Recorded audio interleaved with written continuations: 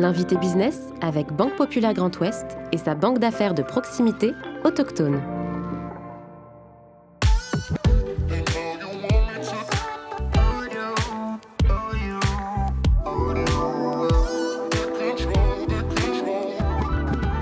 Vivolume, spécialisé dans la conception et la réalisation d'aménagements intérieurs de bureaux, a été fondée il y a 36 ans. Rachetée par Olivier Riaume en novembre 2004, l'entreprise compte aujourd'hui 50 collaborateurs. En 2023, Vivolume réalise un chiffre d'affaires de 10 millions d'euros en menant à bien 300 chantiers.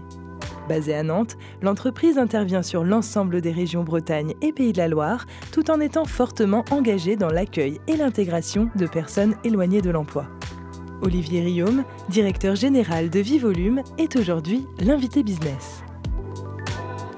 Bonjour Olivier Riaume. Bonjour Clément. Merci beaucoup d'avoir accepté notre invitation dans le fauteuil de l'invité business. Olivier, vous avez fait vos armes quand je reprends votre parcours chez les grands acteurs de la promotion.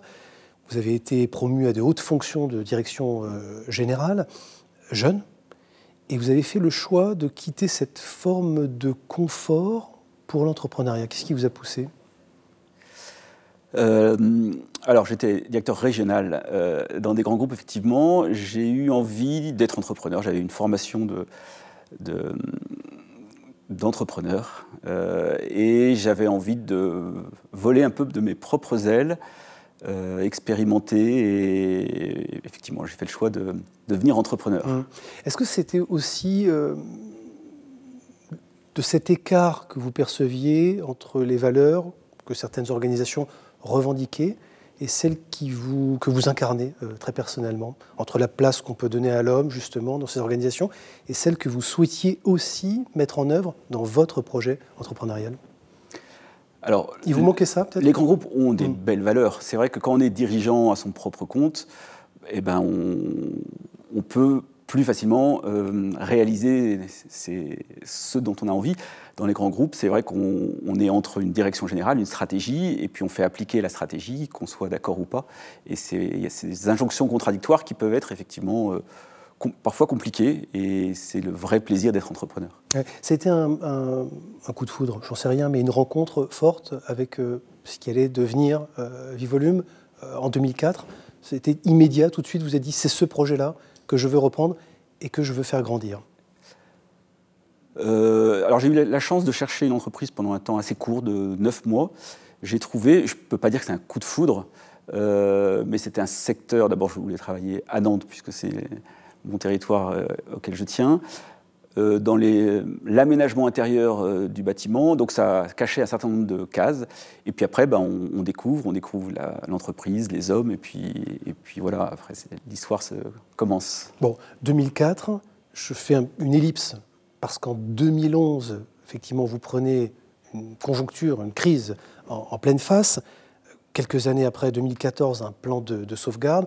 On va revenir rapidement dessus. Il y a une dette, évidemment, sur 10 ans. Vous traversez une forme de tempête. Vous en avez parlé dans de nombreuses interviews, sans tabou. Quels enseignements vous tirez ou vous avez tiré de cette période de votre vie ? Alors, sans tabou, avec difficulté quand même. On aime souvent mieux parler de ses succès que de ses échecs ou de ses difficultés. Si j'en parle, c'est que beaucoup de dirigeants rencontrent des difficultés et c'est important de dire voilà, on peut passer par des moments difficiles et on peut rebondir et on en sort grandi. J'ai beaucoup changé dans cette période-là. Ça m'a mis, ce qui était important pour moi, ça m'a permis d'être plus aligné, savoir pourquoi je travaillais, ce que je cherchais, où était mon plaisir, et je me sens plus aligné après cette crise que les premières années après la reprise d'entreprise. Ouais. Ça tient à quoi cette résilience ? C'est l'entourage, les réseaux, notamment sur le territoire, on connaît leur force, leur capacité peut-être de solidarité ou d'accompagnement. À avoir pris les bonnes décisions et la décision aussi peut-être de recentrer l'activité, alors qu'au début elle était quand même diversifiée, il y avait des ambitions qui étaient peut-être un peu larges aussi par rapport au marché, au potentiel. C'est quoi les raisons de cette résilience ? Alors il y a tout ça, tout ce que vous avez dit est très vrai, si je le paraphrase. La capacité de recentrer sur l'entreprise, ça c'est quand même tous les bienfaits d'une procédure de sauvegarde avec le tribunal de commerce, parce que dans la crise on ne voit rien, je ne voyais rien. le tribunal de commerce est là justement pour pacifier les choses, mettre tous les éléments et nous aider à prendre les bonnes décisions. Donc ça, c'est quand même un bienfait. Après, quand on analyse pourquoi j'ai réussi à rebondir et pourquoi les dirigeants rebondissent, c'est un peu tout ça. C'est un équilibre sûrement familial ou amical. Les réseaux, c'est effectivement essentiel parce que c'est sûrement les réseaux qui m'ont aidé à m'en sortir à ce moment-là. Donc c'est vrai que c'est pas quand ça va pas qu'il faut rentrer dans les réseaux, c'est quand ça va bien. Et puis les réseaux, ils sont là pour nous aider quand ça va moins bien. Oui. Dès 2005, parce qu'on a parlé effectivement de la place de l'homme dans un projet d'entreprise, dans une organisation, qui vous manquait peut-être dans ces grands groupes, en tout cas que vous avez créé et servi peut-être à travers votre projet entrepreneurial.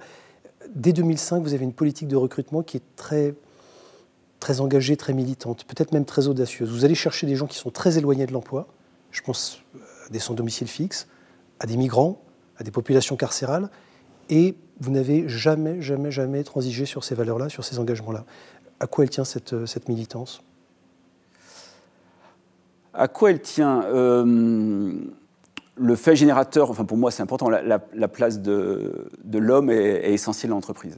Et j'avais envie, un peu par hasard au début, mais de donner la chance, et on se rend compte que quand on donne la chance et qu'on fait confiance à des personnes, alors elles savent sortir le meilleur.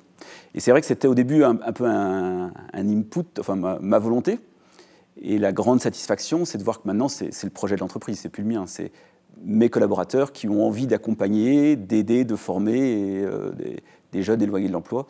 Et c'est devenu vraiment ce qui nous réunit dans l'entreprise. C'est le lien fort. L'entreprise qui devient en tout cas presque une famille, est-ce que vous assumez justement cette dimension familiale au moment et à l'heure où on repense notre relation au travail, où on dénonce peut-être une forme de porosité entre le monde du travail et le monde personnel, où les gens ont peut-être tendance à vouloir s'éloigner un petit peu de l'univers professionnel et protéger leur vie privée. Vous êtes toujours une famille chez Vivolume ?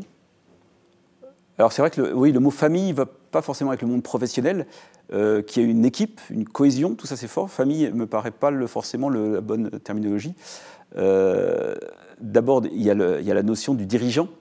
On est une petite entreprise, on est 50, et finalement à 50, c'est très intuitif personné. Encore plus dans le bâtiment où les compagnons ils travaillent pour un patron, alors que en fait, il y a toute l'équipe qui est importante. Donc en fait, j'essaye de désincarner l'entreprise, même si je la représente, de bien montrer que derrière, il y a toute une équipe.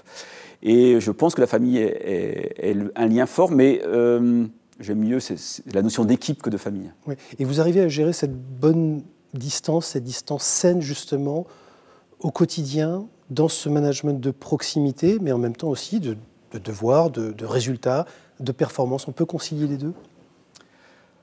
On peut, en tout cas on essaye. En tout cas c'est un travail quotidien, le bon niveau d'investissement qu'on demande aux collaborateurs, tout en préservant leur vie personnelle, leur vie privée. Donc c'est un équilibre de l'entreprise et puis individuel qu'on doit tous mener. Mais au-delà du sens, justement, on a évoqué votre engagement, vos convictions, c'est très clair, très aligné.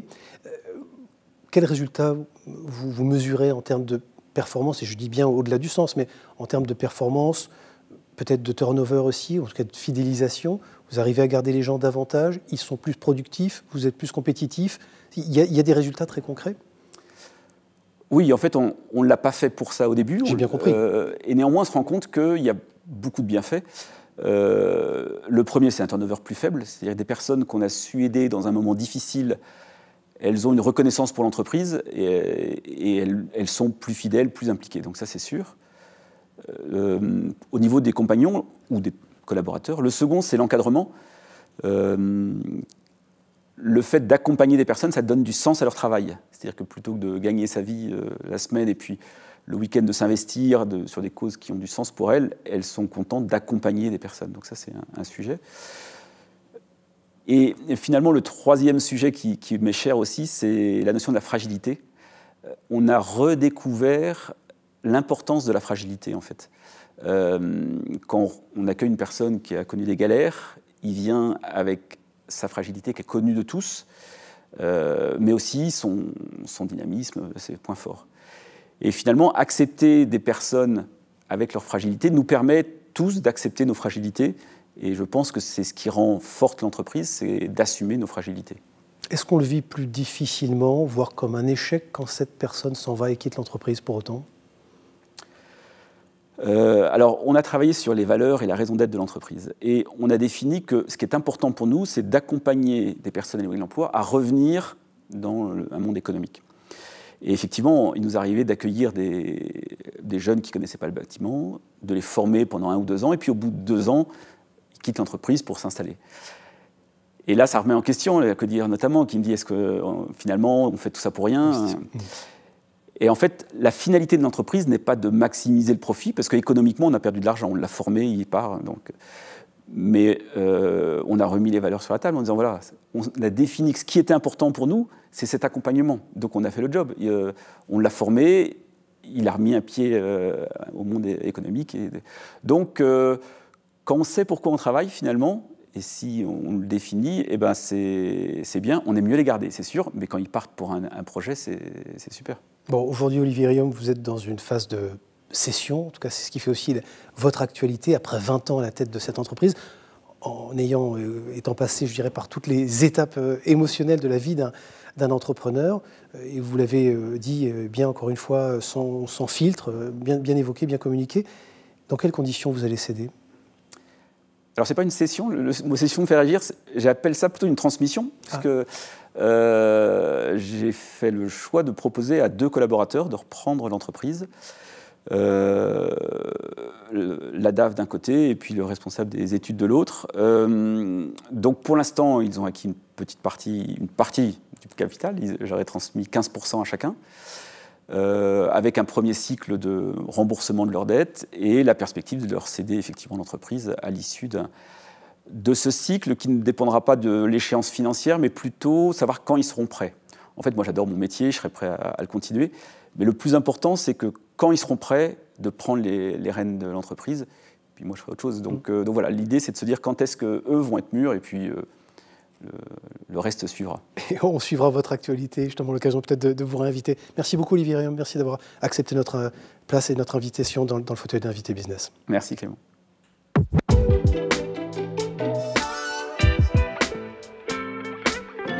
L'invité business avec Banque Populaire Grand Ouest et sa banque d'affaires de proximité autochtone.